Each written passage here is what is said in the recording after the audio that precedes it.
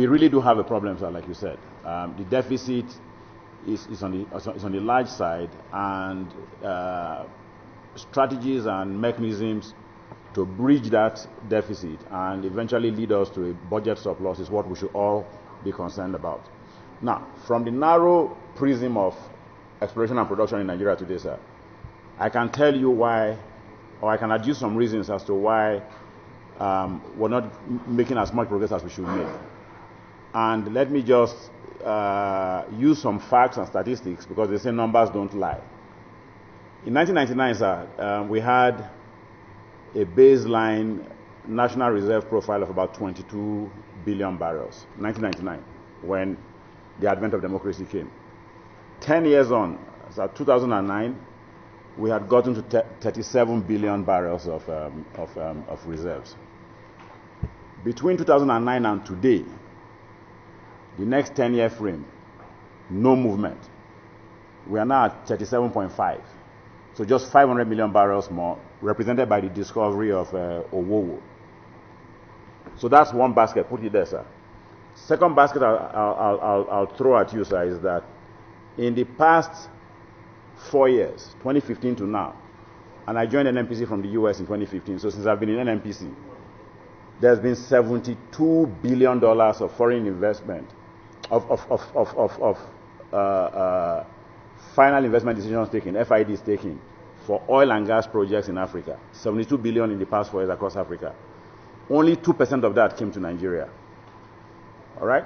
I mentioned this because I will tie it to your argument about the budget deficit and how we bring more dollars to the table for our country. The world has changed between 1993, when we started exploring in deep water, and today. In 1993, you had oil in Nigeria, Libya, Gabon. Where else in Africa? Maybe 4 countries in Africa. Angola. And Angola. Angola was frontier then. Yeah. Today, sir, there's oil in Somalia, Mozambique, Ghana, Senegal, Mauritania, Chad. Everywhere has oil. So there's competition for investment dollars. Every dollar today is elastic to the extent of the opportunity cost that it represents. So ExxonMobil, Shell, Chevron, in deciding to invest in any environment, they compare the different climates and see where they'll make the best return. The long and short of it, sir, is for us to increase production here. When you increase production, you increase royalties, you increase taxes, that's more money for the government. We have to be competitive. And that is where legislative intervention is going to be required in terms of providing fiscal clarity around an environment that makes sense for the IOCs to invest here. Whether we like them or not, sir, my colleagues here will attest, global capital, global technology around oil and gas lies with the IOCs. Our Nigerian brothers who we have divested assets to don't have the capacity in terms of technology, in terms of finance, to work those assets. All right? You are from Akwa Ibom, sir. ExxonMobil is the primary operator where you are. The USAN FPSO is an $8 billion floating production storage platform. There's no Nigerian entity that can write a check of $8 billion for that kind of asset. So we need to make our environment a welcome home for global capital. Once that is done, sir, once you have projects, a few things happen. I'm very happy you have Chief Erotomi on your committee. He's a leading indigenous contractor. Tomba Resources is the name of his company. Now that he's on this side, I'm sure he doesn't run that company anymore, so that code of conduct don't come and arrest him. All right? But he knows that there's a linkage between IOC investment and the amount of work that they get as local contractors. So when he's busy, he employs more people. When he employs more people, those people spend more money. VAT, taxes, the total envelope of government take increases when there's activity. So it is up to us, sir, to create the environment that enables activity, and then in no short order, this deficit will be eliminated. I'll give you the example of Qatar. Qatar has taken the decision that, you know what, 20 years from now, fossil fuels will be irrelevant, the way the world is going. So what have they done? They've basically gone into bilateral conversations with IOCs. So they say, you, Mr. X oil company, what do you need from me to invest in Qatar? Mr. Y company, what do you need? Then based on that bilateral conversation, they give you all the incentives you need to come and invest. And here's their thinking. Come, invest, take your share. Even if, in terms of mindset, you're cheating us, no problem. Our own share, we will take it, invest in infrastructure, diversify our economy, so that 20 years from now, when oil becomes irrelevant, if it does become irrelevant, they have no wahala. So there's a lot we need to do, sir, in terms of intelligent strategy, all right, in terms of attracting capital to this environment, so that our $9 billion budget, which the Honorable Chairman referred to, becomes child's play, and we're talking about budgets in multiples of tens of billions of dollars, which is what we need to power a country of 200 million people. So the pricing of petroleum, of white products in Nigeria versus our neighboring countries, all right? There's the incentive for those who are criminally minded to exploit that arbitrage, and that's what leads to the diversion and smuggling of petroleum products. All of us here in this room know that we don't consume 60 million liters of petrol a day in Nigeria, all right? I'm told that petroleum products from Nigeria have been traced as far inland as even Sudan, all right? So in a sense, there's the argument that a good chunk of the sub-region is dependent on us for fuel in that sense. That said, sir, NNPC has been tasked by Mr. President to fix this issue.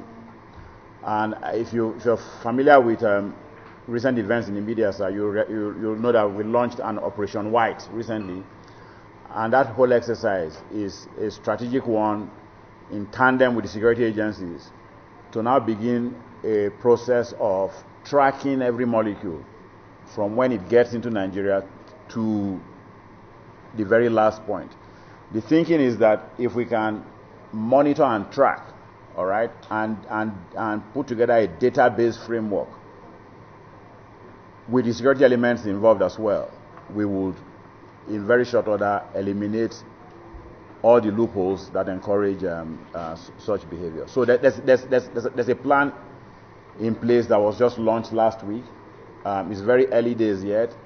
Give us another week or two, and we'll give you, very, very clear information as to what comes in, where it's consumed, where the leakage points are, and steps that have been taken to address those leakage points. So there's an active work in progress going on now, sir. Depending on two factors, all right? One is your reserve profile. So the more reserves you have, the higher profile you get ascribed by OPEC, and your historical production. So it's a combination of those two factors determine your quota. Whatever we produce today, we have ready market for, because our crude is light, sweet, easy to refine, and the globe has appetite for our kind of crude. So I'm not too worried about distribution.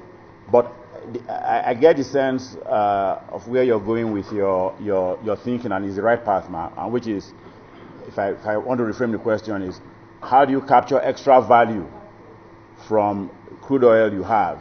And that, of course, means diversifying into refining and petrochemicals. Because at that point, a barrel of oil today is what, $60. But if you pass it through the full value-added spectrum, you're then looking at, I think the figure is about $350 a barrel is what you get if you crack the chain completely. Same thing about you grow your cocoa, you export it raw, versus if you turn it into chocolate or candy. So we do have ready markets today for our crude because of the quality of our crude, but you are correct in your instinct, Miles, that we can get more if we move midstream and downstream.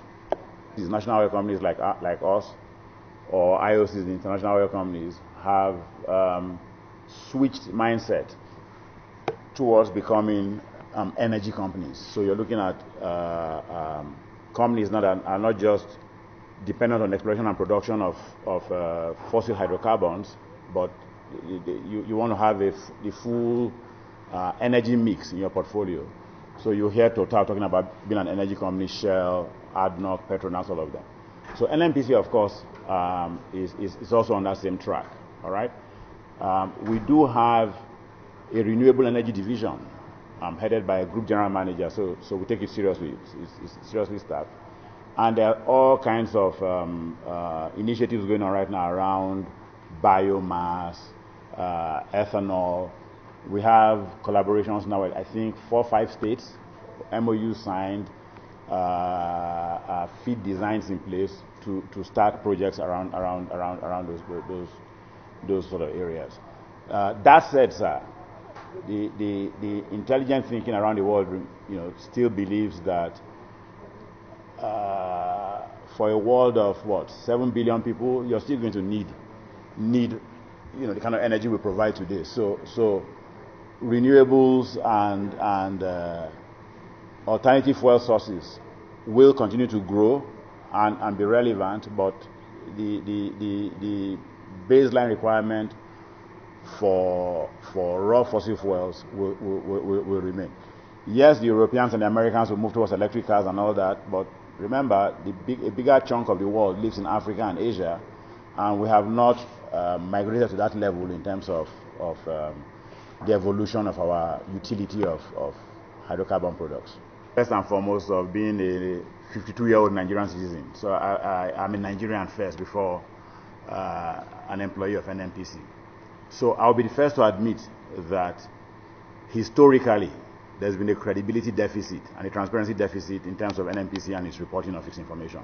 That's where you're coming from, all right? And we all know that. But what I would tell you, sir, is that over the past 4 years, we've made major effort to improve. NNPC is a massive behemoth, all right? And it takes a while to change the culture of an organization like as big as that. But we can't surrender and say, oh, it's going to be very difficult, so we relax. No, we've started that process. You will agree, sir, that for the past 3.5 years, every month we publish our results, no matter how dirty and bad they are. For making losses, we let the Nigerian people know. That publication, sir, drills down to every single business unit. So you see how much MPDC made that month, how much it made the month before, how well it's doing compared to its budget. All of that information we put out. Right. We've also, for the first time, sir, released our raw audited financial reports. That's already gone out. Nati used to, constantly beat up on us. They're not giving us as much grief as before because they do realize that we are making an effort to turn the tide and do things better. I'll have you know, sir, that the current GMD, Melekiari, his own imprimatur of what he wants to do over his tenure is hinged on 4 elements. First one is transparency, second is accountability, and then performance excellence. So transparency is the first one he picked on, and all I can give you, sir, is our commitment that going forward you will see a different organization. Now on MPDC, I and the MD are the first to admit that historically there have been problems in MPDC. These debts you're referring to, sir, the government has imposed them on us and said we must pay, all right? But it's for infractions that are currently the subject of criminal investigation. But that said, we've accepted. So, just to mention that, just that particular point, the government has imposed the debt on them.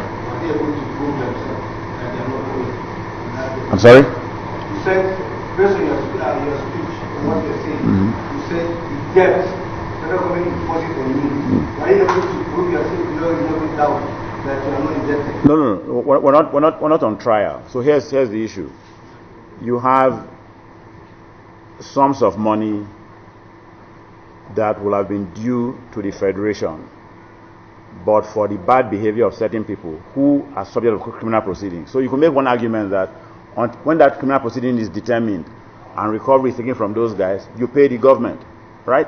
But we've said, government has said, no. That's a separate process. You pay for the time being.